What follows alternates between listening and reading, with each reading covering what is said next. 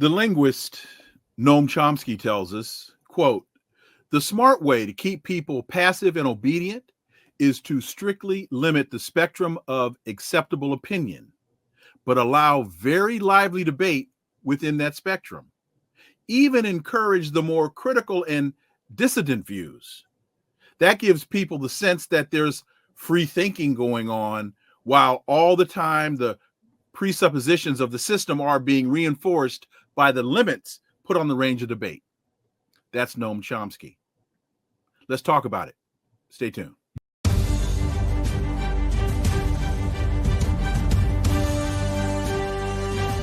Connecting the Dots with Dr. Wilmer Leon, where the analysis of politics, culture, and history converge. Welcome to the Connecting the Dots podcast with Dr. Wilmer Leon, and I am Wilmer Leon. Is this what American mainstream media and those in Western established press are engaging in? Actually, the violation of the First Amendment? Let's discuss this. Here's the point. We have a tendency to view current events as though they occur in a vacuum, failing to understand the broader historic context in which these events occur. During each episode of this podcast, my guests and I, we have probing, provocative, and in-depth discussions that connect the dots between these events and the broader historic context in which they occur. This enables you to better understand and analyze the events that impact the global village in which we live. On today's episode, the issue before us is very simple: the First Amendment, freedom of speech, and the U.S. government's attack on this inalienable right. And my guest is a U.S. labor and human rights lawyer, writer, author, and activist. His latest book is entitled "The Case for Palestine: Why It Matters and Why You Should Care."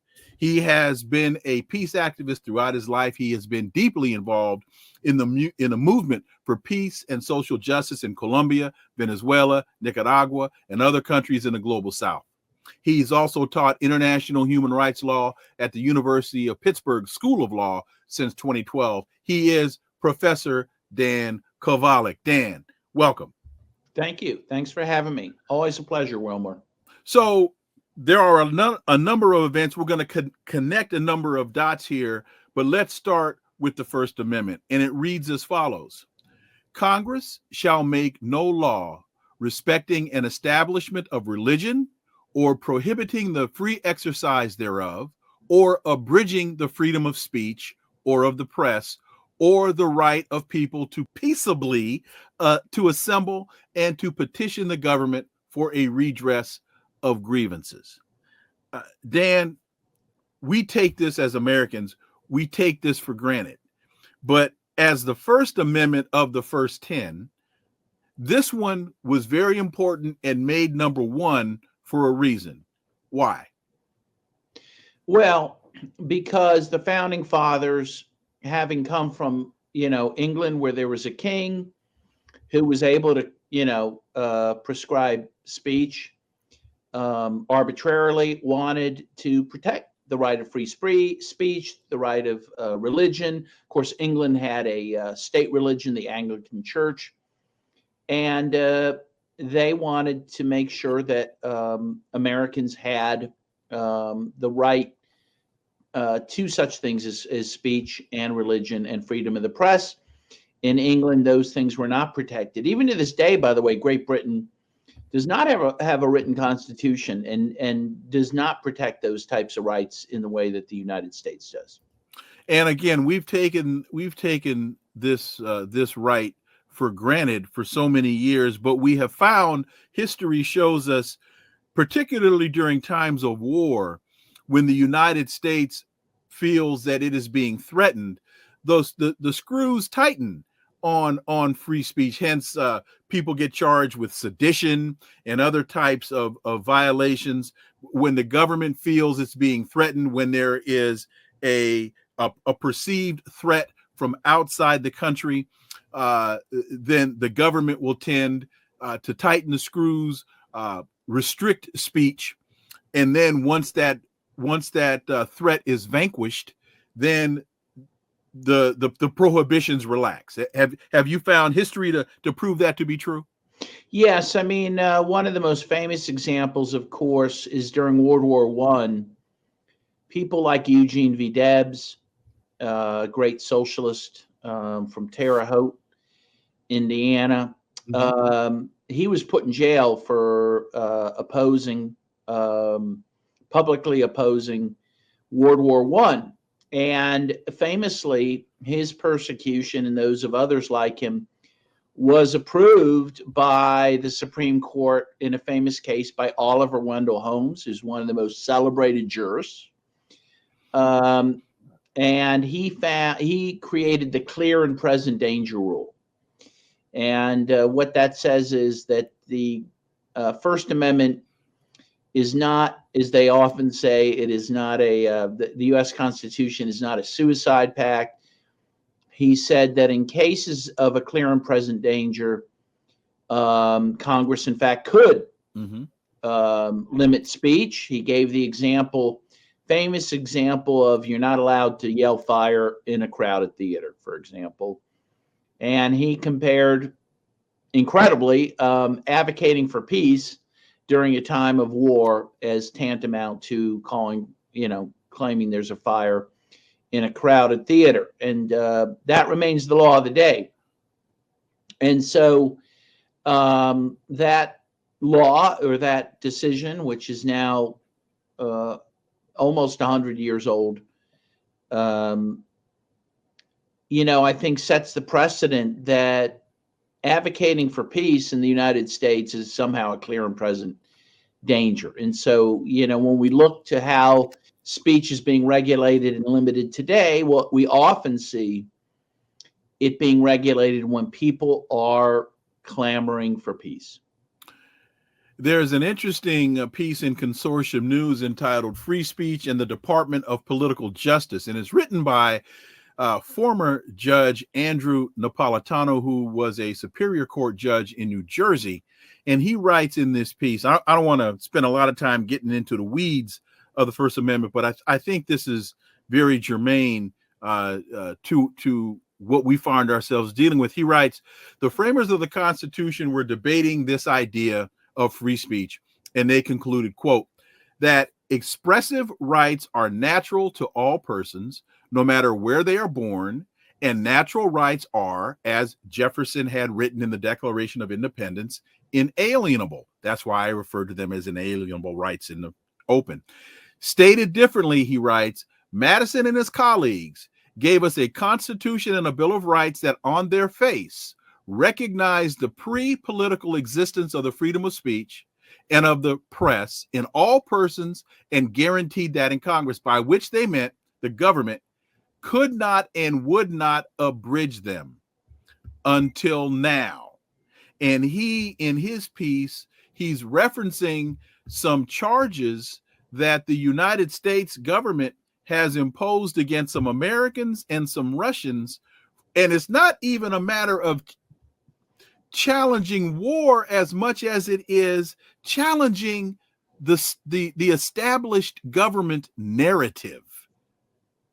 Your thoughts? Yes. So again, this is very similar to laws and regulations that have come down before during World War I, and also around the same time.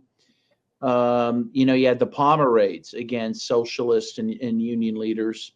Of course, you had the McCarthy period, which also really represented an abridgment of peace, of speech.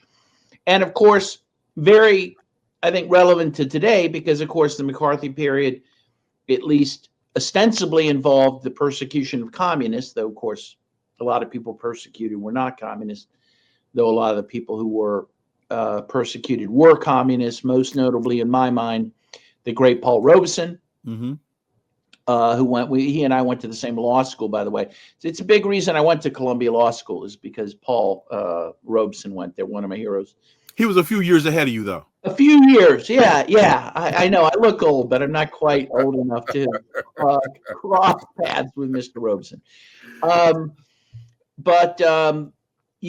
is that important? Because, of course, that involved claims that the communists were somehow stooges of the Soviet Union. And now, of course, you have people making allegations that those opposing U.S. foreign policy are pawns of Russia and Vladimir Putin, right? So it's the same old trope that we've been hearing for years and years and years.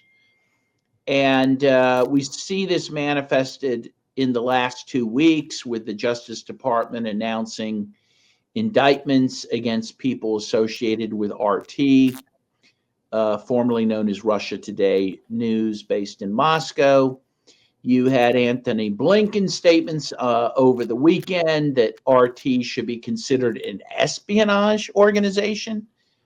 That means a spy organization. And of course, the implication being that those Americans that work with it are spies. And then you had Hillary Clinton chiming in, I believe yesterday. Yes. Saying that people spreading propaganda, Russian propaganda, should be, civilly, if not criminally, prosecuted. And so, again, welcome to McCarthyism 2.0. It's a very scary time for people who, I'll just say like me, I'll only speak for myself, who want to advocate for peace, but also specifically advocate for peace with Russia, who say Russia's not our enemy, who go to Russia. I've been to Russia 5 times in the last 2 years. I've been to the Donbass 3 times, to Crimea once, to the Kherson region of what was Ukraine once. And I have worked with RT, and proudly so. And but I and others like me are now in the crosshairs of the U.S. government, and they're not even hiding it. They're being very clear that we are enemy number 1 at this point. And this is important for people to understand because, again, as you just mentioned, they've indicted 2 Americans living in Russia who are Russian citizens. They work for RT. The feds are accusing them of spreading propaganda. And what they are basically doing is they're challenging the narrative of the Biden administration.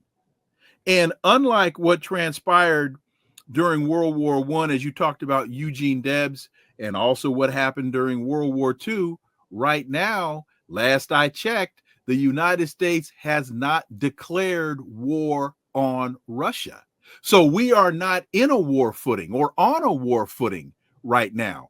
These are individuals that, and I am one, who is challenging the narrative of the Biden administration as it relates to what's going on in Ukraine, as it relates to what's going on with China over Taiwan, what's going on in Venezuela, what's going on in the Middle East. There are a number of areas where I believe, and I think I have historic and current evidence to support the position that the established stated narrative of the administration is flat out wrong. Yes, absolutely. And again, Anthony Blinken was very specific about that. He said that RT, that its alleged propaganda has undermined the cause of the war in Ukraine. But as you say, while the U.S. is de facto at war with Russia, it is not officially at war with Russia. Correct. It is not declared war on Russia. And as you know, the U.S. rarely declares war anymore. It's only Congress can declare war. And rarely does it do that. We usually go to war, again, not officially, unofficially with countries without declaring war. So we are not officially at war with Russia, which means that those who work with Russia or Russia-related entities are not engaged in sedition of any kind.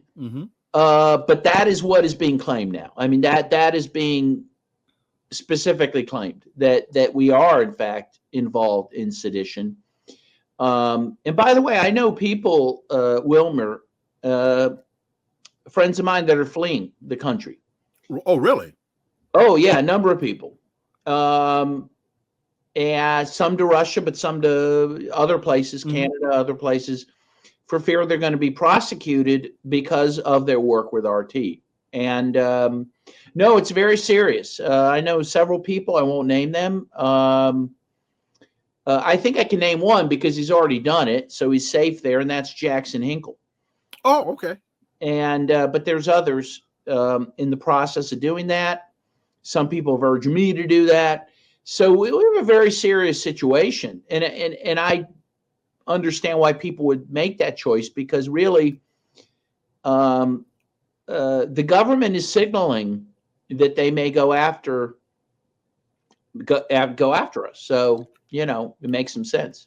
And we're going to get to that with you in just a few moments, because there are a number of facets of this that, if you look at these things individually, people may have a tendency to think, oh, well, this is just a one-off here or a one-off there. But when you start connecting these dots, what you find out is the government is engaged in incredibly fascist behavior, and they are establishing policies. When Hillary Clinton, former Secretary of State, former First Lady, comes on television and starts talking about people who are spewing propaganda need to be considered for facing criminal charges. What's the difference between her saying that here in the United States and some of the incredibly repressive policies that have been and are in place by some people that she and other members of the current administration label as dictators, label as strongmen, label as fascists?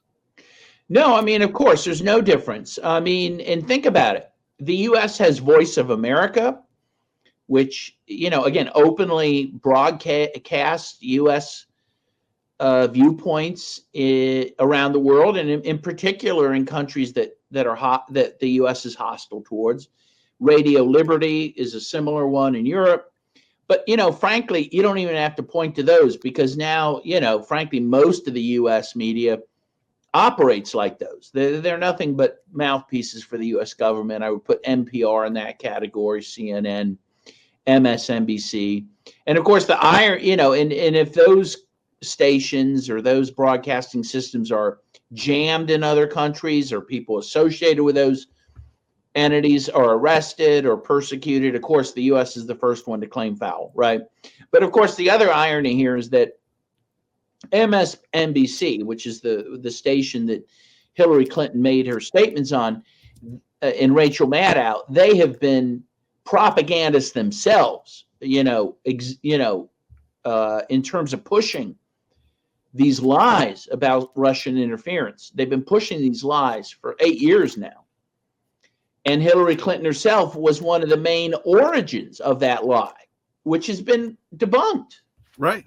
Almost entirely. And right, so they are pushing propaganda, and they are pushing war propaganda, again, specifically against Russia. They themselves are guilty of war propaganda, which is, by the way, a war crime under international law. But so they're, talk about calling the kettle black, or in fact, they're calling the China plates black, when they're the ones that are engaged in propaganda. In fact, I'm trying to pull it up right now.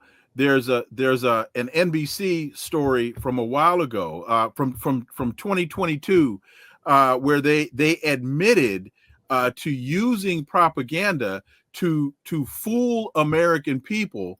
And in fact, the author of the story is journalist Ken Delanian, who, by the way, I believe had been dismissed from the LA Times because he was clearing stories through the CIA before the stories were being submitted to his editors at the LA Times. But that's history. But there was a story back from 2022 where NBC admitted that they're involved in this propaganda war with Russia, and that they will lie to the American people in order to get out in front of a story before the Russians can tell the story, or to mislead the Russians. And so the United States government admits it does it to the American people itself. All the time. We know this happens all the time. Another classic case was Judith Miller at the New York Times, who was doing nothing but writing CIA propaganda at the behest of the CIA, which helped lead us to the war in Iraq. And in fact, the CIA credited her reporting for helping pave the way to the war with Iraq. And of course, one of the big lies of the war, the weapons of mass destruction, was a lie that she promoted.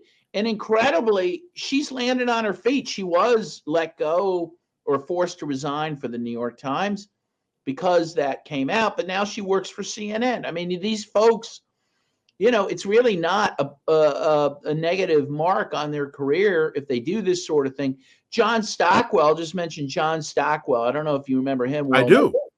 But he was a CIA bureau chief in Angola, and he talked about how the CIA would write stories that they would have published in the press. And he gave one example. He said we once wrote a story about Cuban troops who were fighting U.S.-backed forces in Angola, and who, by the way, helped liberate Southern Africa and South Africa, as you know, Wilmer.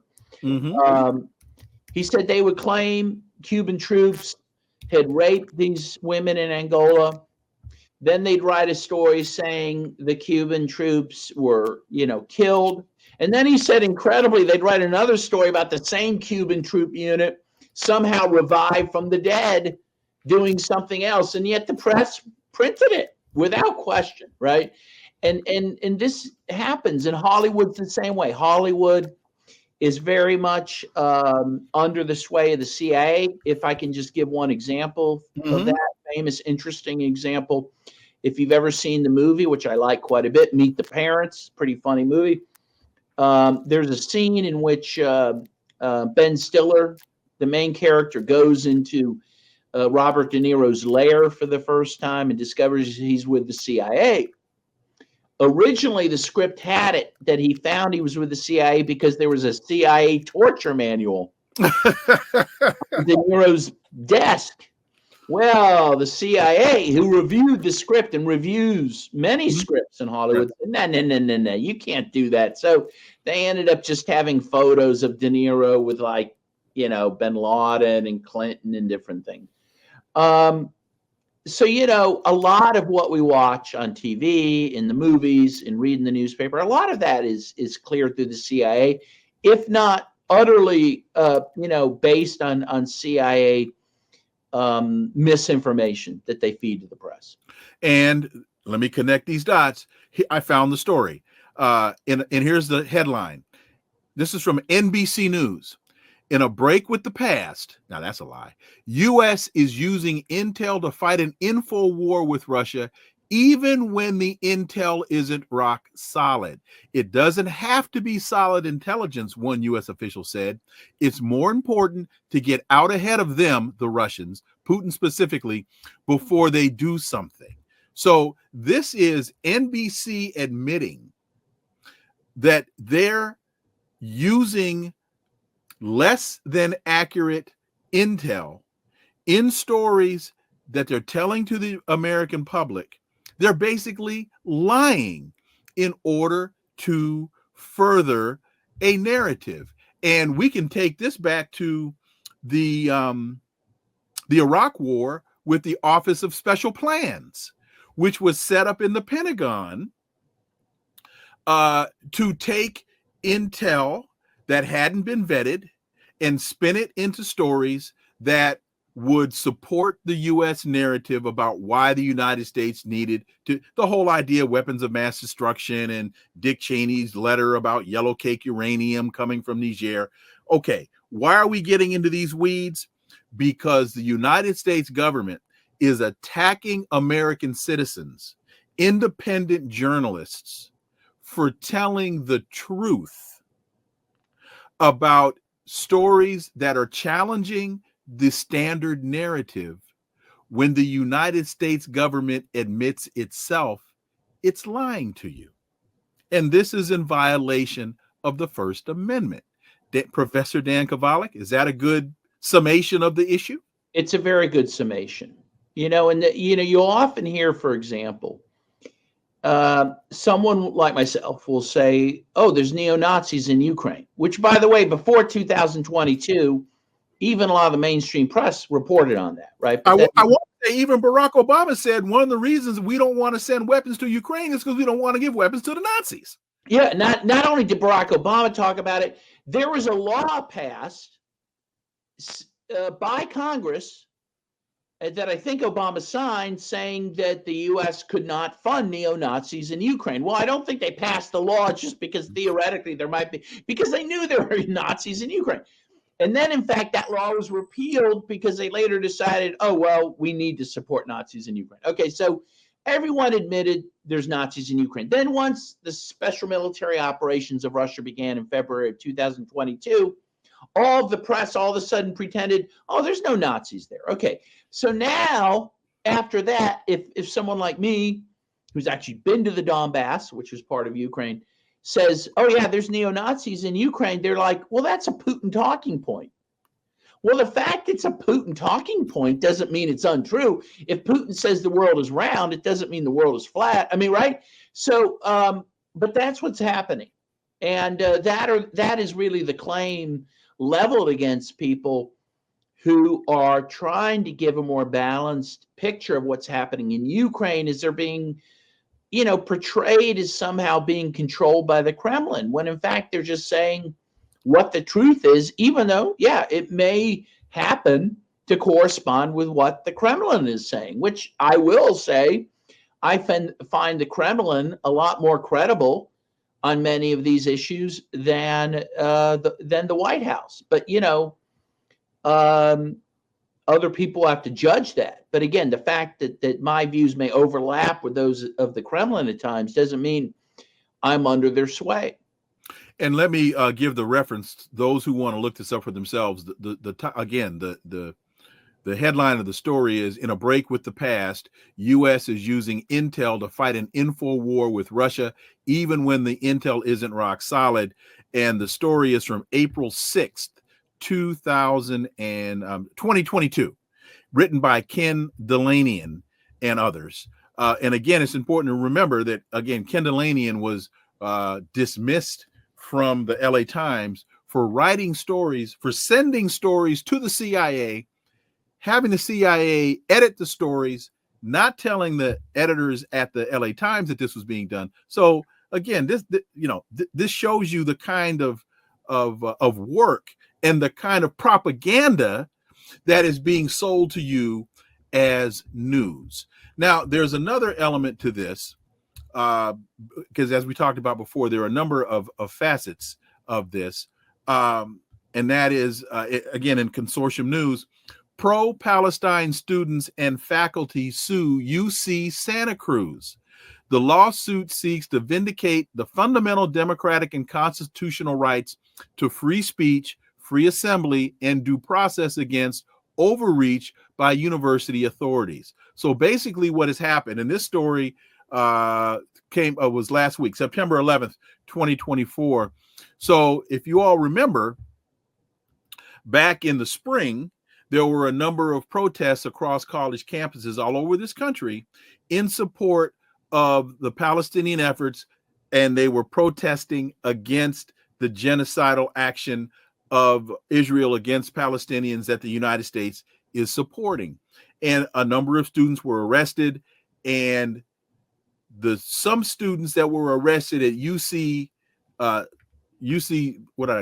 Santa Barbara or UC Santa Cruz, right, in the spring, have now still been put off campus in violation of campus regulation. So they are suing the University of Santa Cruz to have that overturned. And just Tuesday, the University of Maryland now finds that CAIR, the Council of American Islamic Relations, the Palestine Legal, they are suing University of Maryland for canceling, and this is who would ever think to do something this horrific, Jewish and Palestinian student groups holding an interfaith vigil. Dan Kovalik, the country's going to hell in a handbasket. Yeah, absolutely. It's outrageous. I mean, what we see is violations of the First Amendment in many different ways, not only the violation of free speech, of freedom of assembly, but of course, freedom of religion, because, of course, interfaith vigil would be an expression of religion. I don't see how these actions by Santa Cruz, which, by the way, is part of the University of California system, that's a public school system. It means they are subject to the First Amendment. I don't see how those actions can stand. If they do stand, if the courts allow them to stand, then we have entered a brave new world, my friend. I mean, a very dangerous world. By any precedent of the court, at least recent precedent, they should be permitted to have these types of protests and vigils. And I hope they win in the courts. They should win.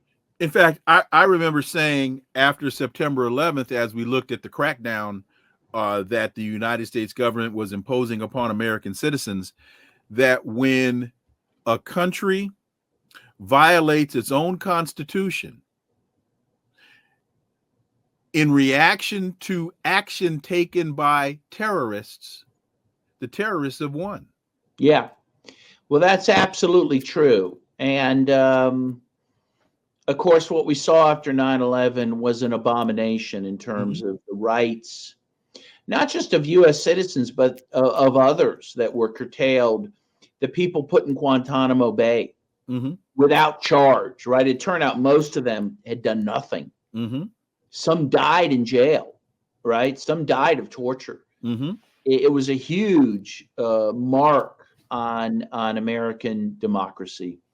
I believe there's still people there. It has not. There are. I think there's a couple survivors still hanging on. It's an amazing thing. And of course, then you had, Barack Obama, who decided he could murder American citizens with drones abroad on his own authority. And, he killed one man who was claimed to have been a terrorist. Again, that had never been proven. Right, that he had not been proven in a court of law, and then incredibly, they murdered his son, his 16-year-old son. And in defense, one of the White House spokespeople said, "Well, he chose the wrong father." Eric Holder came out and said when he was the Attorney General that an American president can execute American citizens anywhere in the world without judicial review. Yeah, an incredible thing. And it's bad enough, frankly, Wilmer, that the government has done these sorts of things. But the sad part also is there's been so little resistance to this, so little criticism. And that's what allows these things to continue, and not only continue, but to escalate. Quickly going back to the campus issue. So we're told that there has to be this prohibition against protesting in support of the Palestinians because we have to be mindful of the sensitivities of Jewish students. And we can't have these Jewish American students feeling threatened and feeling unsafe on the college campuses amidst these peaceful protests, ignoring the fact that a lot of the protesters are the very Jewish students who the authorities claim their rights are being protected. I submit to you, Attorney Kovalik, that is merely a cover or a pretext for the protection of these interests of these students is a pretext, is a cover that is being used by the government to violate our First Amendment rights, the same way the Israeli government claims it has to engage in genocide of Palestinians as it attacks Hamas. No, exactly right. Because, the other issue, I mean, of course, you're right that many Jews are protesting for Palestinians. But also, what about the Palestinians' rights? There's Palestinian students on campus. There's Arab students. What about their rights? Right? What about my rights? I'm neither Palestinian nor Jewish, and I have this problem, and I know I'm nuts, Dan. I got a problem with genocide. Okay, I admit it. I admit it, America. I admit it to the world. I got a problem with genocide. It's an incredible thing, Wilmer. You know, what we've all been taught since World War II is that the worst crime in the world is genocide, right? Mm-hmm. It is the high crime. It is the most abominable crime. And even one of the worst things you could say about someone is they're a genocide denier, right? Oh, yeah. Heaven forbid. And now all of a sudden, when people are protesting against genocide, they're the bad guys. And yeah, it's an incredible thing that is happening. It's an amazing Rubicon we've crossed. And no one can really defend it. And that's the problem. And that is why there's repression. The universities, including some of the best in the world, like Columbia University, which may be the main offender on this, they can't defend their actions. They can't defend the genocide. They can't defend against those saying it's a genocide. So they've decided we just have to shut the speech down because we, as an institution, have no argument. We can't ideologically defend this. We can't ideologically defend the United States.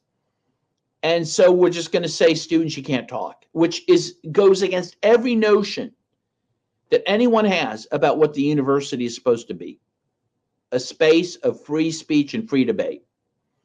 And Zionists should have a right to their views. They should have a right to peacefully protest, and those who are against Zionism and the genocide should also have that right. And that is so obvious and so clear. And the fact that the universities have decided to go the other way and only repress one kind of speech, and that is pro-Palestinian and not pro-Israel, it's abominable. It just shows the corruption of our institutions, from the universities all the way to the White House. And it also, I believe, shows the power of the military-industrial complex, or what Ray McGovern called the Mickey Mat, in that once you start challenging the narrative via free speech, you now threaten the defense budget. You now start threatening the billions of dollars in weapons that are being wasted in Ukraine, that are being wasted in Gaza, that are being wasted as the United States is trying to foment a Middle East war. And heaven forbid, those billion-dollar contracts that are going to Lockheed Martin, that are going to Boeing, that are going to GE, Raytheon, heaven forbid, people start asking questions about why is so much money being wasted on genocide. Yeah, no, exactly. That's correct. When we look around our cities, we look around this country, we see so many problems that need fixing. And people are saying, hey, why aren't you fixing our problems instead of sending money abroad to these wars in Ukraine and Gaza?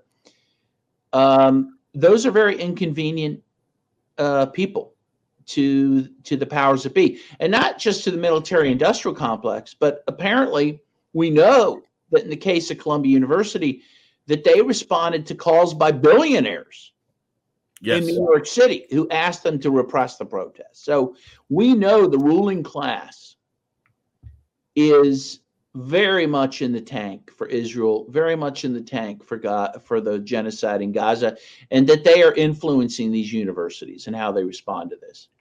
And let's connect another dot, and that is the trial in Tampa, Florida, that just wrapped up last week in the Uhuru, the African People's Socialist Party, also known as the Uhuru movement or the Uhuru 3. There was an incredibly confusing verdict that came down in that trial. It was alleged that the defendants were doing the bidding of the Russian government by sowing discord in America's political process by promoting political views that were contrary to those of the United States government and favorable to those of the Russian government. Mm-hmm. Now, I got to reiterate, they're not talking about overthrowing the government. Right. They're not talking about attacking the government. Sowing discord, their own words, in America's political process by promoting political views, not military, political views that are contrary to those of the United States government. So, well, go ahead, Dan. You want to say something? Yeah, well, that's exactly what the First Amendment is supposed to protect. Are controversial views that go against the government. I mean, right? You don't need the First Amendment to protect speech that is pro-government, right? I mean, that's kind of obvious. If the First Amendment only protected pro-government speech, it wouldn't be much of a protection at all. As people say, you have to protect inconvenient speech and dissident speech. And so it's amazing that this prosecution went forward. Apparently, I guess they were convicted of conspiracy, but not some of the other charges. And by the way, let's say a couple things about it. First of all, I'm not sure they influenced anyone. I never heard of this organization, to be totally honest, until this indictment came down. Mm-hmm. And so number one, so they don't have much influence at all. Number two, I think this was over like $500 in a donation they got for some Russian. $500. Meanwhile, AIPAC is giving over $100 million in this election cycle to people's election campaigns. AIPAC owns and Cory Bush lost because of those efforts, and Jamal Bowman in New York lost because of those efforts. So not only is AIPAC donating, and it's $100 million by their admission in the New York Times, they were successful in their efforts. Yeah, they claim they were successful in every effort. Every person they backed won. And, this has been true for years, of course, right. This type of influence. In fact, John F. Kennedy tried to make AIPAC liable under the Foreign Agent Registration Act, which is the act that the Uhuru group was prosecuted. And of course, Kennedy was not able to do so, and he was actually killed shortly after. You can draw your own conclusions. AIPAC has been this huge elephant in the living room, a huge, influencer of American politics for many, many years. And yet, who's getting prosecuted for that? No one. They go after these small fish to make a big point. Yeah. Small fish to make a big point. Right. And so this was an incredibly bizarre verdict because they weren't, as you mentioned, they weren't found guilty of failing to register as agents of the Russian government. They were convicted of conspiring to fail to register as agents of the government. Incredible. It's absolutely incredible. So the jury said that Chairman Omali Yeshitela and the other two defendants agreed to become unregistered agents of the Russian government, but didn't actually become agents of the Russian government. They wanted to be agents, but Russia didn't care. They didn't want them to be agents, whatever. It's absolutely bizarre.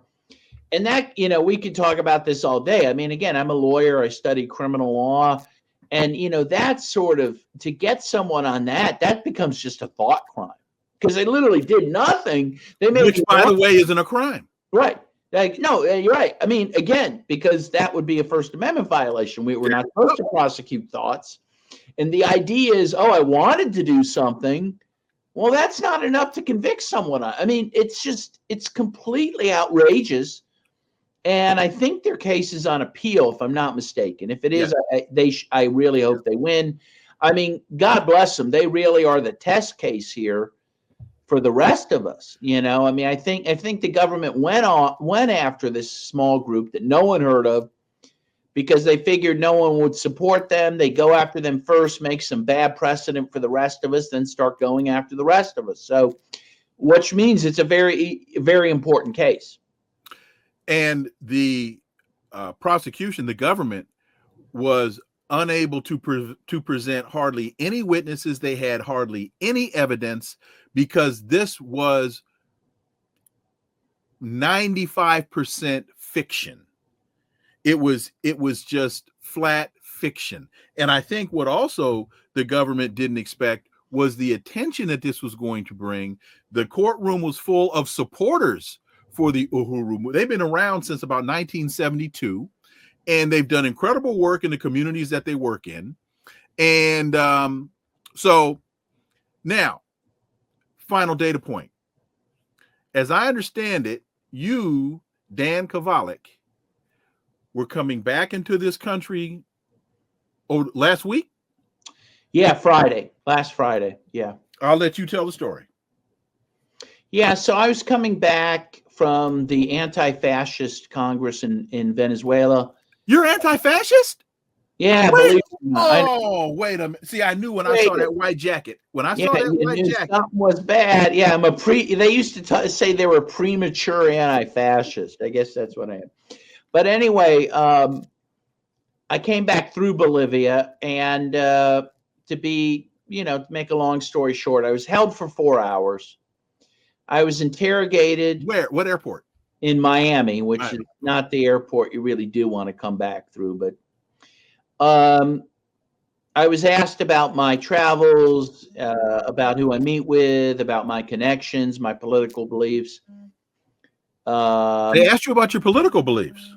Oh, yeah. Well, I mean, it was all about, what countries do you like? What countries do you not like? And where do you, what countries, where do you feel most comfortable? What countries you're most afraid of? I said, honestly, the one I'm in right now, because I get treated like this. And then, what was their reaction to that answer? Well, they were a little defensive, but, tried to, continue with the conversation. And then, well, even before they got deeply into the questioning, they searched all my bags and took my cell phone and my computer. By the end of the evening, I did get my computer back, but my phone I did not get back. And I just got it back this morning. Oh, okay. So that would have been about 3 or 4 days they had it. And we know, I mean, you can Google this. There's a lot of stories about it. They have the right outside New York City.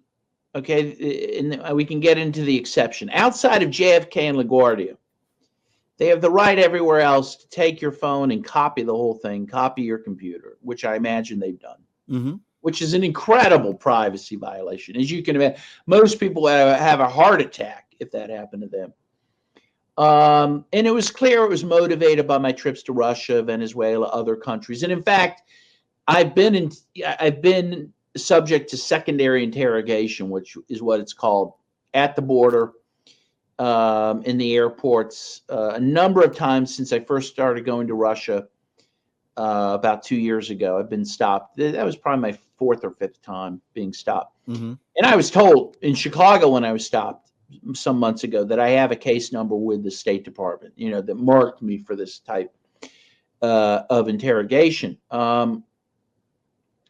So, and other people like Danny Shaw, who's a friend of mine, a colleague of mine, he also was stopped. Friend of ours. Yeah, stopped for 3 hours. His phone was taken. I mean, he's Scott Ritter. That was in Chicago. Danny was stopped in Chicago. Scott Ritter's house in New York was raided by the FBI. They took his phone and computer. So look, the hunt is on. There's no question about that. I do want to give one caveat. I mentioned this exception in New York City. There is a judge in New York, the federal court in New York, who held in her court district, in her court jurisdiction, which covers JFK and LaGuardia, they cannot take your computer and phone without a search warrant.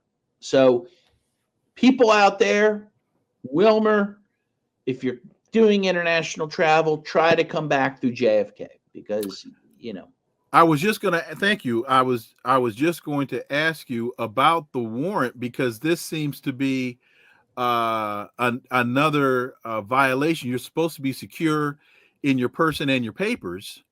Last I checked, and I'm not a lawyer. I did go to law school, and I did stay at Holiday Inn Express. So So there seem to be a number of violations beyond the First Amendment when they start to detain you and they start to seize your property without warrants. Yes. Well, the problem we have, Wilmer, is outside the jurisdiction in New York. Mm-hmm. The courts have held that Customs has the right to hold you even up to 72 hours, Wilmer, without a lawyer, interrogate you, and to take your phone, computer, and copy it. They have held that until you get through the customs and immigration, you're not officially in the country. You're not in the United States of America. The Constitution does not apply to you. That's an incredible, incredible thing. Most Americans have no idea of it, and most Americans won't experience the repercussions of that. Right. But what that means until you go through, passport control and get your bag and go through those double doors and push on those double doors and go into the main terminal, they really have the power of God over you. And again, most people have no idea about that. And so what the government's decided to do is, okay, we're not going to even worry about getting a warrant. We won't even send the FBI to Dan Kovalik's home. We don't have to do that. We wait till he leaves the country, comes back, because he travels all the time, and we'll do things to him and take things from him we could never do without a warrant and without an attorney being present if he's interrogated, etc. It's an incredible violation of our rights, as you say, Wilmer, but it is totally sanctioned, at least at this moment, by the courts, except for that court in New York City. So how did they and where did they approach you? You're coming through the jetway. You're coming off you're deplaning. Right. You're coming through the jetway. So when you come out of the jetway to the terminal, what happened? Well, so just as almost every time, so only one time this happened to me in Chicago recently, they were waiting for me off the plane, right outside the plane. Oh, yeah, that was jetway. Yeah, the only time that happened. In fact, as we were descending, they announced in the plane as we were descending, please have your passports ready when you exit the plane. They checked everyone's passports. When they got to me, they stopped checking because they had their guy and they took me to be interrogated. Now, there was only time that happened. Every other time, including this time in Miami, I get off the plane. I, walk all that way. Usually it's a long walk all the way to passport control. I get in line. I get up to the passport agent. She checks my passport, had a few questions. And I'm thinking, maybe I'm going to, be okay this time. And then she said, please stand over there. And I knew what that meant. Go stand. Did you say go stand in the corner? Yeah. And face the wall? Basically. And she put a little orange slip over my passport. And another guy comes out. He takes my passport and says, come with me. And I'm brought into another room with a bunch of other people.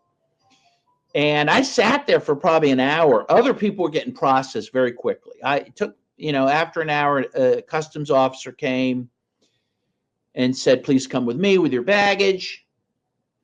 And she said, now she begins, I'm sorry, Wilmer, she lied. Okay. She begins to make up this story. She says, you're subject to a random drug search from Bolivia because a lot of people are bringing in drugs. So we're going to check your bags. And then I'm going to ask you a few questions. We'll let you go. And this is just a random. But she checks all my bags. That she does. Mm-hmm. But she doesn't have a sniffer dog, right?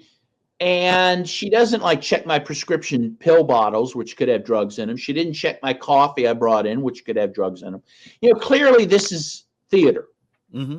And she says, as part of our search, we can take your phone and your computer. We're going to do that. But we're only going to search for issues related to drugs, whether you told someone you have drugs or you swallowed drugs.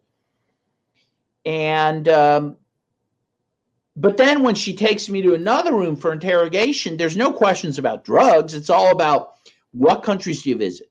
Do you meet with government officials? Do you know government officials? Do you know presidents of other countries? Again, what countries do you feel comfortable in? What countries do you not feel comfortable in? That sort of thing, which indicates that was the real reason for me being pulled over, was my travels and political beliefs, Okay. not the drug stuff. That was just a lie, I think, to get me feeling comfortable enough to talk to them. So there you go. That's what happened. Again, it took me days to get my phone back. Again, you can read about it. The Customs now copies thousands of phones a year.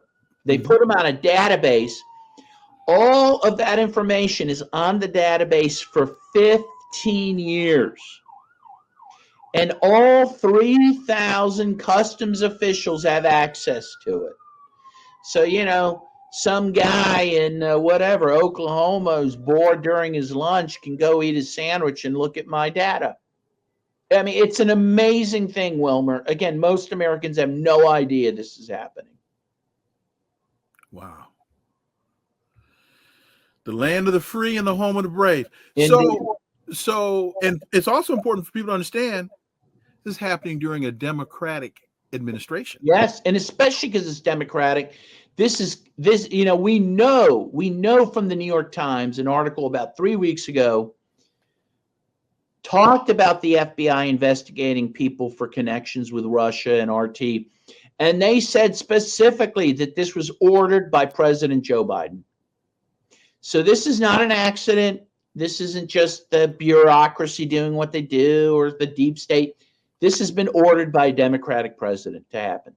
And we also know that more whistleblowers were prosecuted during the Obama administration than any other administration in history. Indeed. Dan Kovalik, Professor Dan Kovalik. Man, thank you so much for your time. I truly appreciate. First of all, I'm very sorry that you as an American went through this. I'm even more aggrieved that you as a friend went through this. Thank you for joining me today. Wilmer, it's always a pleasure, and you are a friend, and I admire you a lot, and I look forward to the next time we talk. Well, man, appreciate it. And folks, thank you all so much for listening to the Connecting the Dots podcast with me, Dr. Wilmer Leon. Stay tuned for new episodes every week. Also, please follow and subscribe, leave a review, share the show. Follow us on social media. You can see all the links below in the show description. And remember, this is where the analysis of politics, culture, and history converge. Talk without analysis is just chatter, and we don't chatter here on Connecting the Dots. See you again next time. Until then, I'm Dr. Wilmer Leon. Have a great one. Peace. I'm out.